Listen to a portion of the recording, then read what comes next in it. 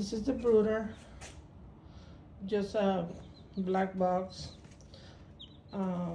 We just put the chicken wire on the top with the light. And here is the 5 that we hatched 2 weeks ago. So I have 4 Easter eggs layer and 1 silky. The white one is silky.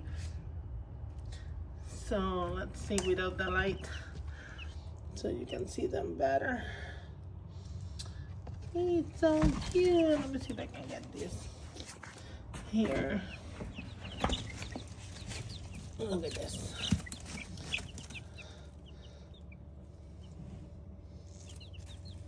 Pretty ones. They're big for 2 weeks.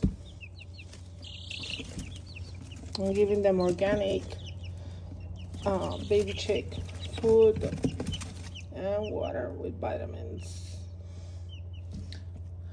No vitamin, electrolytes, sorry. Yep, these are the babies.